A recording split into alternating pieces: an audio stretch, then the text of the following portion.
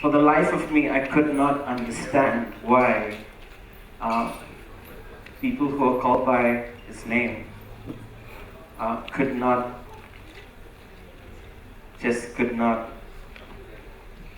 thank you, you're filling the blanks for me. Alright, I just couldn't get it. I just couldn't get it. And I think it hit me hard when the recession hit, and I was without a job for 9 months in 2009. And it hit me hard again in 2013 when both me and my wife were without a job for a year. I was without a job for 18 months, she for around 10, 11 months. And the strange thing is that during that whole season, my phone became absolutely silent. It's funny, you really discover who your real friends are when you go through a season like that. And it's good sometimes to go through something like that. You really discover who your friends are. And the people who gave me a call to check on me and ask about me, I can count on my fingers the number of people who did that. And people who did were people who went to other churches. They didn't go to the church that I went to. And there are guys, people like that in this room. Right there, the guy with the cap on, looking at his phone. We love you, Dara! People like that, alright? People like that who, hey, we don't go to the same church. But I'm in India, he's here making a half-an-hour call to me to check on me in India. Now that's what love looks like. And someone say amen to that. Love's got to look like something. Heidi Baker made an amazing statement. If you don't know who Heidi Baker is, please Google her. Alright, love looks like something. She made this amazing statement. On that same note, I think unity should look like something too. And I just want to applaud you guys, every single one of you in this room. You're from different churches.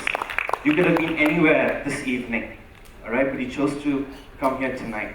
So I just want to celebrate you and applaud you for taking the time to be here this evening. On that same note, I went through a mini crisis of faith during that time. I questioned everything from friendship to church to what Christianity is really all about, what church is really supposed to be. Having been a believer for 10 years in the city, and then you go through something like that and your phone doesn't ring, you start to ask yourself some questions. I had close to 500 people at my wedding, and now none of them are in my life. So you gotta ask yourself some questions when you go through something like that. What is church? What is Christianity? Did Jesus come to start a religion, or did he come to restore a broken relationship? I was wrestling with a lot of stuff, but like most men, we don't talk about it much, except for unless of course if you're a friend like Selvin, who gets to hear a lot of my. Okay, if you don't know who Selvin is, it's okay. I was the worst man at his wedding. He'll tell you all about that. But yeah, and it was during that season that I went to, when I was on the job, and I spent at least 8 to 9 months out of that 18-month period in Bangalore. So anyone from here from Bangalore? Woohoo, Bangalore rocks? Absolutely, yeah. I think Bangalore rocks completely, totally. And it rocks because it has some pretty incredible people there. Can someone say amen? Amen. Okay, and we have 2 incredible people from Bangalore in this room right now. And I'm so grateful. Manisha and I are very grateful to both these men who are in this room right now. And I just want to welcome Pastor Ashish Raichur first.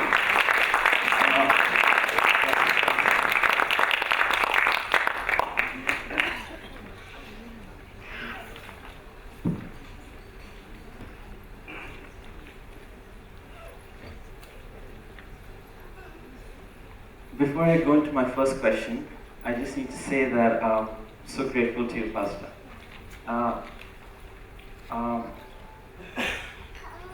I went to Bangalore during that season, and one of the churches I went to during that whole time was Pastor Ashish's church. He obviously had no idea that I was there, sitting in the crowd, disillusioned, disenchanted, bitter, thinking, church everywhere is just the same. And I was in for a rude awakening, and I discovered that church everywhere is not the same. I just want to thank you, Pastor. You can, I would highly recommend, please. You've come all the way here tonight. It's not worth leaving this hall without that book, without the books at the back. One is on financial principles, and one is called Kingdom Builders. If you run out of it, don't hesitate. It's available for free download on the website anyway. Okay, and thank God for the internet. You have videos, you have access to all of it. The life-changing books for me personally.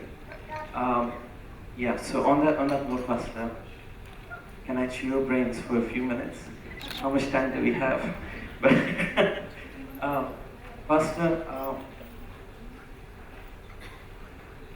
on the whole subject of leadership, most of the people in this room, some know, some don't know, that you have been in leadership not just from a ministry point of view, but even from a business point of view. So my question is probably a very broad-ended one.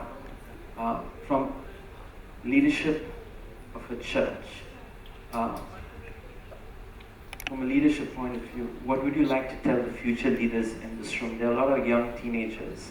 There are current leaders, I believe, as well. But there are a lot of young people in this room who are the future leaders of tomorrow. What would you like to share, tell these young people, myself included, 23-year-old? What would you like to tell us on leadership in general? Yeah, and there is a lot that can be spoken on this subject on leadership, but I think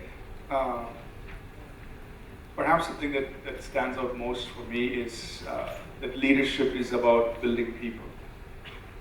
It's not about how great I become, but it's about how many other leaders I can raise up around me.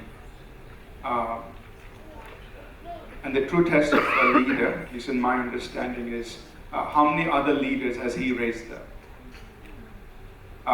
One of the things I tell myself is the higher up God takes me, the lower I must step down. Amen. The more visibility He gives me, the more obscure I must become. Amen. So I kind of operate that way, and so it's not about how much I get for myself, but rather how many others that I can raise up, and I focus on that. So it's all about building people, bringing out the best in people, and you do it in the way Christ taught us to do it in the Word. That's probably the highest that I would, at least from my perspective. So on that same note, Pastor, I know that I probably bombarded your inbox with a lot of emails. Yeah, I mean, some of you are smiling because you know I do that to you too. But I bombarded your inbox with a lot of emails, and more than any reply that you gave to my emails, one thing that would strike me in every one of your emails was the signature in your email. And every email of yours had that same signature before your name, and which goes, live life the Jesus way. And I think every time I would get an email from you, as much as I would read what you would write, I think I would just stay fixed on that live life the Jesus way for like a couple of minutes, and that would just do, just one line would just do something to me. But what does leadership like Jesus look like in the workplace and even in ministry in the church? What does it look like? Yeah, I mean, this is something that we are all familiar with, Matthew 20, where Jesus, talked about leadership the way he wanted it to be. He said, in the kingdom, in the world, there are leaders and they lord it to others, but it will not be so among you. So he says, if you're my follower, that's not the kind of leader you're going to be. That whoever is great, let him be your servant. Whoever wants to lead, let him serve, let him be your slave. So really, leadership in the kingdom is all about me serving people. It's about me serving them in order to make them the best they can be, or what God has intended for them. So that's kingdom leadership. That's the leadership that Jesus modeled for us. In John 13, when he gets down to washing the feet of his own disciples, he says, I have done this in order that you might do it to each other. And you get down, you do the same thing to each other. I've set you an example. That's John 13. So So that would be, the top of the list. This is the way Jesus wants it to be, whether it's in business or whether it's in church.